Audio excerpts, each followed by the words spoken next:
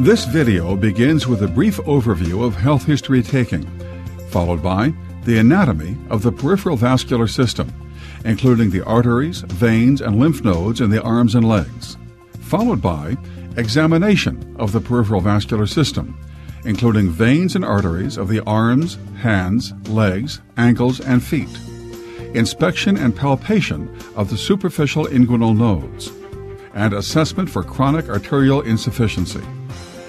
We conclude the video with tips on describing your findings. You will see the examiner assess a healthy patient. In clinical practice, you may detect the same normal findings, or you may discover normal variations or abnormal findings.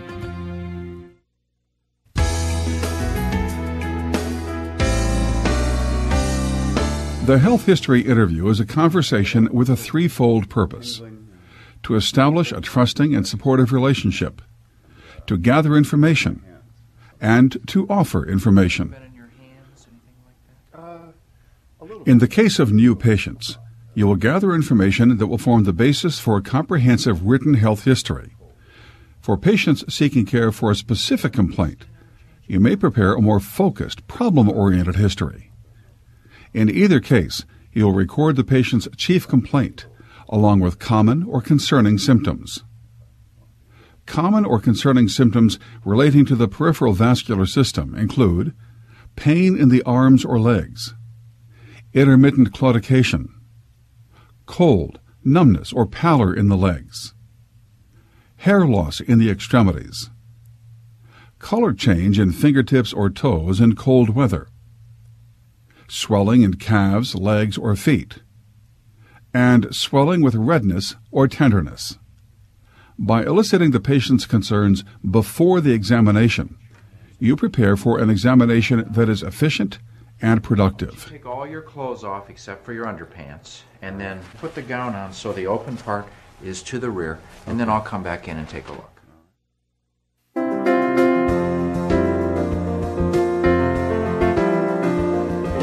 With the patient's health history in mind, you are now ready to continue your examination.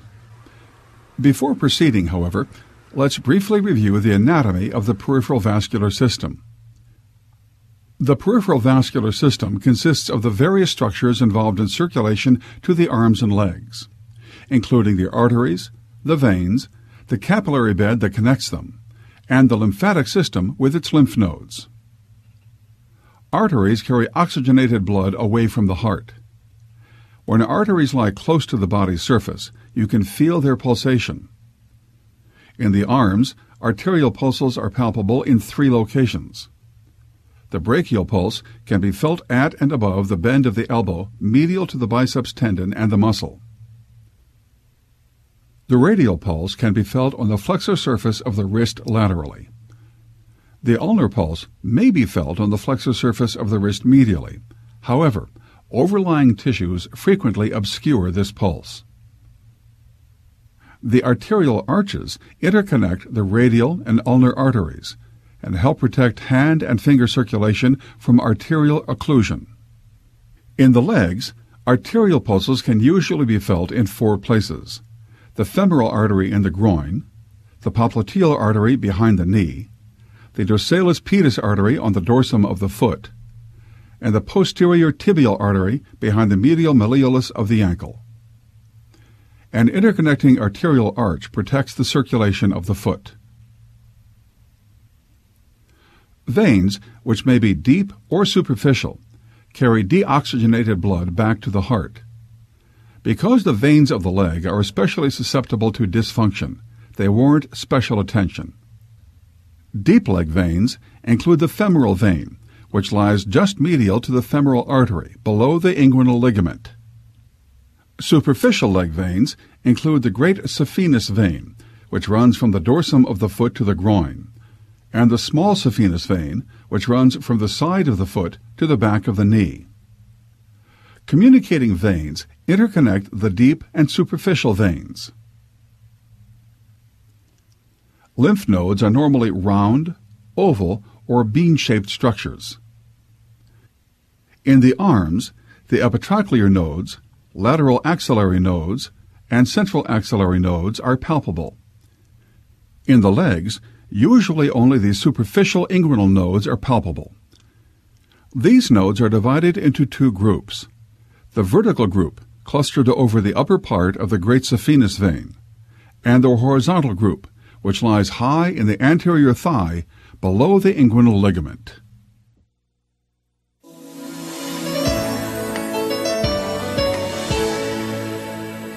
To examine the peripheral vascular system, begin by inspecting both arms from the fingertips to the shoulders. Note areas of edema, discoloration, rashes, scars, and changes in skin texture. None are seen here. Also note hair distribution and venous patterns. Assess the skin temperature of the hands and lower arms with the sensitive backs of your fingers, comparing both sides. If you detect unusual coolness or temperature differences, check further up the arms. Next, palpate the radial pulses using the pads of your fingers on the flexor surface of the wrist laterally. Compare their amplitudes. A grade of 2+ indicates a brisk or normal pulse. A grade of 0 indicates an arterial pulse that is absent and not palpable. A grade of 1+ indicates a pulse that is diminished, weaker than expected.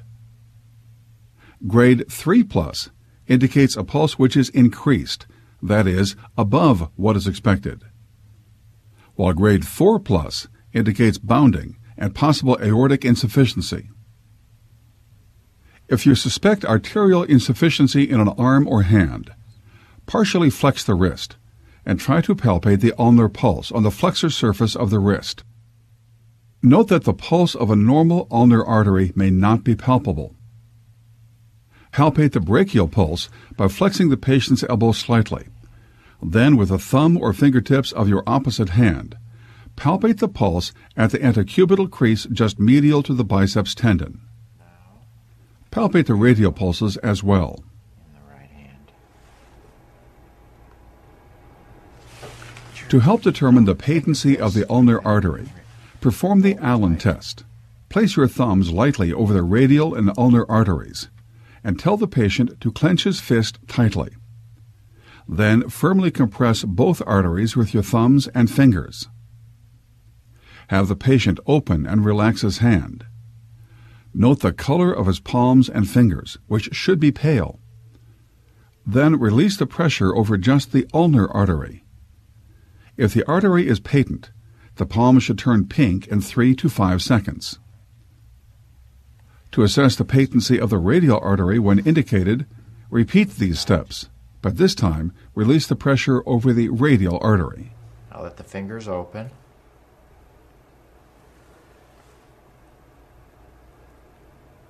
Good. Next, try to feel for one or more of the epitrochlear nodes. With the patient's elbow flexed at approximately 90 degrees and your hand supporting the forearm, feel in the groove between the biceps and triceps muscles about 3 centimeters above the medial epicondyle. Repeat on the other arm. If the epitrochlear node is palpable, note its size, consistency, and tenderness.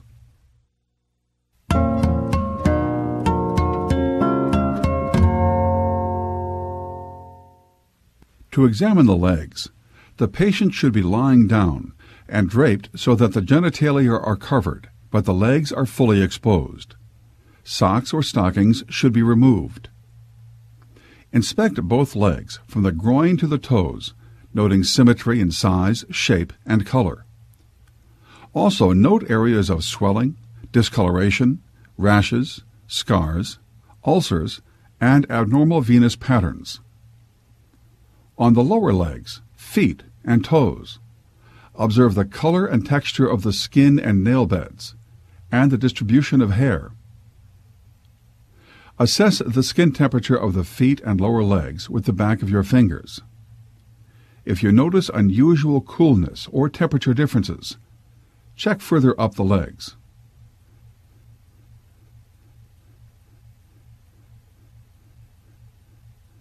Next, palpate the superficial inguinal nodes. including the horizontal group and the vertical group. Note the size, consistency, discreteness, and tenderness of any palpable nodes. Small, mobile, non-tender inguinal nodes are often palpable in normal adults. Examine the opposite inguinal area in the same way. Next, palpate the femoral pulse by placing your fingers midway between the anterior superior iliac spine and the symphysis pubis. Press deeply below the inguinal ligament. When palpating the femoral pulse, if the patient is very obese, you may need to place one hand on top of the other, as demonstrated here, to facilitate examination of the femoral pulse and inguinal area. I'm going to check the pulses in your knee now. You just relax. To examine the popliteal pulse, slightly flex the patient's knee. Press the fingertips of both hands deeply into the popliteal fossa, slightly lateral to the midline. The popliteal pulse is frequently more difficult to find than other pulses because it is deeper and more diffuse. I'm going to check the other leg now. Okay. Compare this pulse with the popliteal pulse on the other side. Can you just relax? If the popliteal pulse is difficult to find, try this approach. With the patient prone, flex his knee to 90 degrees. Let his lower leg relax against your shoulder or upper arm and press your thumbs deeply into the popliteal fossa. Next, assess the dorsalis pedis pulse by palpating the dorsum of the foot just lateral to the extensor tendon of the big toe. If you cannot feel the pulse, move laterally. The dorsalis pedis pulse may be congenitally absent. Check the posterior tibial pulse by curving your fingers behind and slightly below the medial malleolus of the ankle. Then feel for both of these pulses on the other foot. Now check for edema, comparing one foot and ankle with the other. Note their relative size and the prominence of veins, tendons, and bones. To detect pitting edema, press firmly with your thumb for at least 5 seconds over the dorsum of the feet, behind the medial malleoli.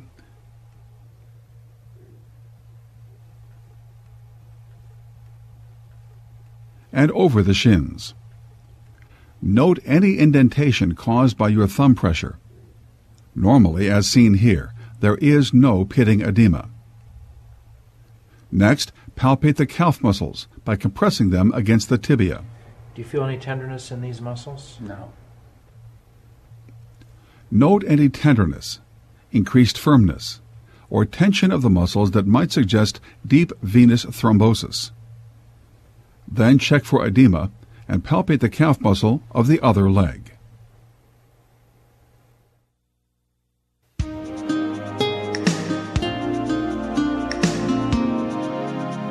If the patient's diminished pulses or pain on walking suggest arterial insufficiency, look for postural color changes using the following technique. Put your legs Elevate up to and support 60 both degrees. legs to a position about 60 degrees above the examination table. Wait 30 to 60 seconds until the feet are drained of venous blood. Mild pallor of the elevated feet is normal, but watch for unusual pallor. I have to hold them there for 30 seconds.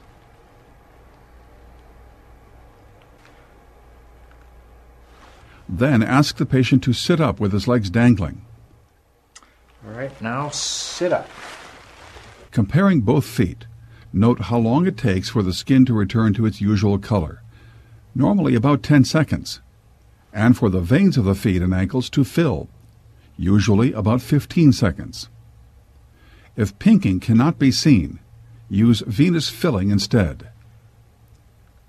In lighter-skinned patients, pinking of the skin is easily seen. Rubor or dusky redness, which may appear gradually in dependent feet, suggests poor arterial circulation.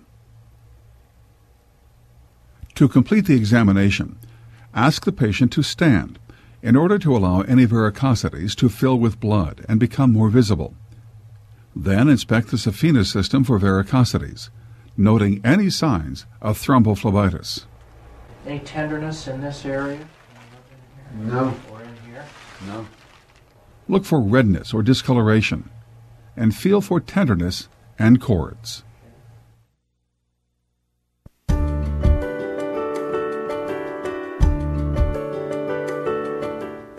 A clear, well-organized clinical record, employing language that is neutral, professional, and succinct, is one of the most important adjuncts to patient care.